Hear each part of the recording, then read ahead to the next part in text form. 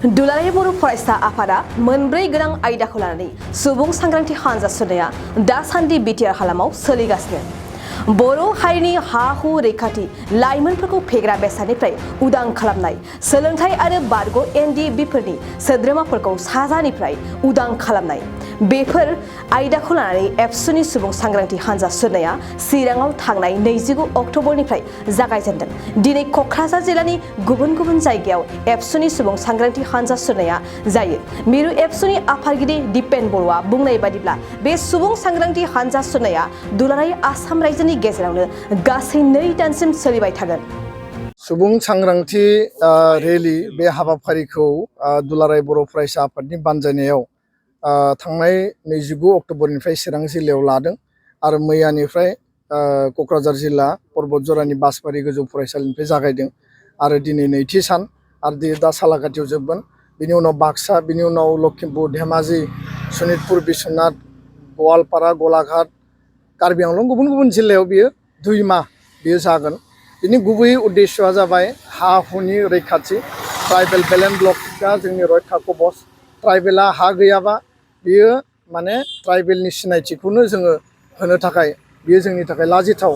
नंगौ, जोंहा गोबां हा गैजायै मानसि दङ, लेन्डलेस मानसि दङ। बिथांमोननो आसाम सरकार, बिटिआर सरकारा जेराव बिथांमोनखौ माने एस्टाब्लिश खालामनो हायो, जेराव सेटेलमेन्ट होनो हायो, हा होनायनि बेबस्था नांगोन जाहाथे बिथांमोना न' लुनानै गावनि जिउखौ खुंनो हायो। आरो लेन्डलेस मानसिनो आसाम सरकारा हा होबोनायनि जों गोबां एग्जाम्पल नुबोदों आरो बेखायनो जोङो खावलायदों। नाथाय बे बेलेन्स ब्लकआ दिनै एनक्रस जाबाय। 4 लाख बिगा हाया गुवाहाटि हाइकर्टनि पिएल पिटिसननि माने डाइरेक्सनाव अर्डाराव ओंखारदों जे बे एनक्रस जानानै दङ। बेनि एभिक्सननि बाथ्रा दिनै फैदों आरो सरकारखौ जोङो एभिक्सन खालामनो थाखाय खावलायदों। आरो बेलेन्स ब्लकखौ रैखाथि होनांगौआ सरकारनि दायित्व, कर्तब्य। नाथाय रायजो राजायाबो बिनि दायित्व आरो कर्तब्यखौ पालन खालामनांगोन। नङाबा सोरबाया हाबफैगोन, जोंनि दुब्लियाव हाबगोन, जोंनि न' बुथियाव हाबगोन आरो जोंनि हाखौ सेनानै लागोन। बायदिसिना थासारिजों दिनै जोंनि हाफोरा गोमालांनो हमदों, गैया जालांनो हमदों। 2 नम्बराव जाबाय फरेस्ट ओनसोलाव थानाय ट्राइबेल बा बर' मानसिफोरनो हानि एन्टाइटेलमेन्ट होनांगौ। बे खामानिया आद्रा जानानै दङ। दिनै बिटिआर सरकारा माखासे पदक्षेप लादों, खिन्थु बेखौ गोख्रैनो मावफुंनांगौ होननानै जोङो दाबि खालामदों। आसाम सरकारा बे खामानिखौ सनितपुर, बिश्वनाथ, काकि, हजाय ओनसोलाव दाबो मावफुंनायखौ जों नुवाखै। नाथाय जोंनिसिम मोनसे मोजां खौरां फैदों जे फैगौ 5 नभेम्बराव माने सनितपुरनि बातासिपुराव 1000नि बारा परियालनो आसाम सरकारा लेन्ड एन्टाइटेलमेन्ट होनो नागिरदों। बे जोंनि थाखाय मोजां खौरां। दा बेखायनो बेखौ जोङो सरकारनिसिम दाबि लाखिबाय। सोलोंथाइखौ लानानै जोङो अभियान खालामदों आरो जोंनो मोजां सोलोंथाइ नांगोन, गुन गोनां सोलोंथाइ नांगोन, गोग्गो सुबुं जों दानांगोन। आरो दिनै बादायलायनायनि मुगायाव जोङो मोजां सोलोंथाइ लानानै जोङो जौगानांगोन, गावबा गावनि केरियाराव जों थांनांगोन, होमबासो हारिया जौगागोन। हारि मोनसेनि सिनस्रि होनना बुङोबा सोलोंथाइ। मोनसे रायजो, मोनसे देश, मोनसे समाज आरो हारि जौगानांगौब्ला सोलोंथाइखौ गारनानै बे आबुं जाया। दायो गोदान सोलोंथाइ बिथांखि फैदों, राइट टु एजुकेसन सोलिगासिनो दङ। बे गासैनिबो सायाव रायजो राजाया सांग्रांथि मोननांगोन। बिमा बिफा, गार्जेन आरो स्टुडेन्ट आरो टिचार्स बयबो ज' लोगो नांनानै हाबा मावोब्ला जों गुन गोनां सोलोंथाइखौ मोनगोन। थामथियाव जाहैबाय ड्राग्स, जौ जुवा, दायना दायनि आरो मानसि लांखारनाय, उन्दै बैसोआव हाबा जानाय, बे थासारिया जोंनियाव बारा जाबाय। दिनै डेनड्राइट जानाय, डेनड्राइट मोनामसुनाय, माने भां सोबनाय, दिनै माने ड्राग्स बे इन्जेक्सन लानाय, ड्राग्स जानाय, दिनै एडिक्सना बारा जाबाय। रिहेबिलिटेसन सेन्टाराव गोबां दिनै बेबायदि ड्राग एडिक्टेड मानसिफ्रा दङ, मेन्टेल हस्पिटालाव दङ, खिन्थु बिसोर आनकन्ट्रल अबस्थायाव दङ। जोंनि न'खरफ्रा धंस जादों, जोंनि इयुन जोलैनि जिउआ जोबस्रांदों आरो बेखौ जों मालाबाबो लुबैया। दा बेखायनो धोरोमारि गौथुमफोर, बे ख्रिस्ट' समाजानो जा, बाथौ समाजानो जा, बा नोङो ब्रह्म समाजानो जा, जि धोरोमावनो थाया मानो, बे सतसंगियावनो थाया मानो, बर'आ धोरोमाव गोबां थानो हागौ, नाथाय हारि हिसाबै खौसे। आरो बे जिखिनि धोरोमनि आफादफोर दङ, धोरोम गुरुफोर दङ, धोरोमनि सामलायगिरिफोर दङ, बिथांमोना मोजाङै बिबान लायोब्ला एबसुआ दुलाराय बर' फरायसा आफादा जों जयै खामानि मावगोन आरो होमबासो जोङो ड्राग्स, जौ जुवाखौ जोङो गैया खालामनो हागोन। ब्रैथियाव जाहैबाय सान्ति सुक्ति जाबाय। गोजोन गोरोबथानि उनाव जोङो सान्ति मोनसे परिबेस जों मोनफिनबाय।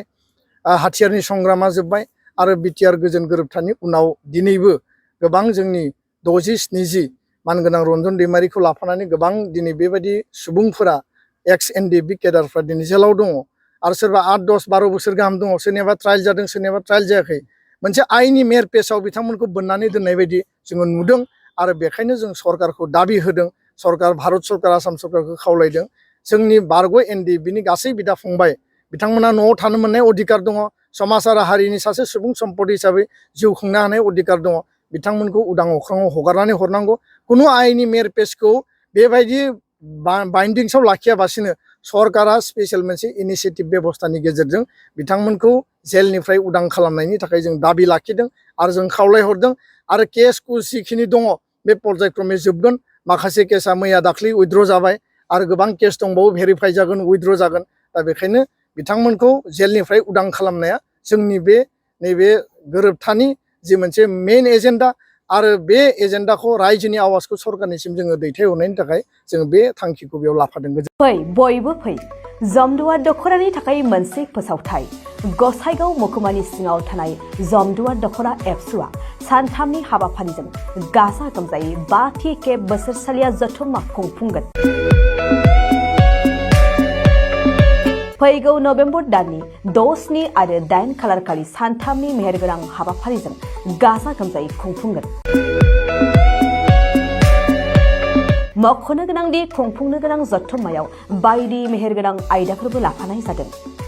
बेबायदिनो भलिबल, काबादि, खन्थाइ आवरायनाय, लिरनाय बायदि बायदि दिन्थिफुंनाय आयदाफोर लोगोआव जांख्रिथायारि देंखोगिरि दैख्लं खुंगुर बसुमतारी देंखोमु 1, 2, 3 मेथाइ खननाय बादायलायनायबो लानाय जागोन।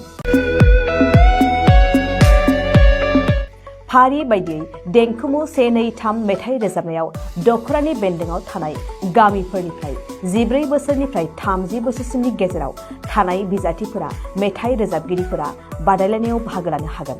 मोनाबिलिनि हारिमु बादायलायनायाव गाव गावनि रोंगौथिजों बिजाथिफोरा बाहागो लानो हागोन। एक्जिबिशन दिन्थिफुंनायखौ 6 नभेम्बरनिफ्राय जोबजासिम नुनो मोनगोन। 6 नभेम्बरनिफ्रायनो भलिबल आरो काबादि गेलेनाय बादायलायनाया जागोन। 8 नभेम्बर 2022 इं अक्ट' खालारखालि हारिमु मोनाबिलियाव मिस्टार प्रेक्टिकेल बसुमतारी आरो मिस दीप्ति बसुमतारीमोननि गाबगोनां हारिमु आरो फेस्ला दिन्थिफुंनायखौ नुनो मोनगोन।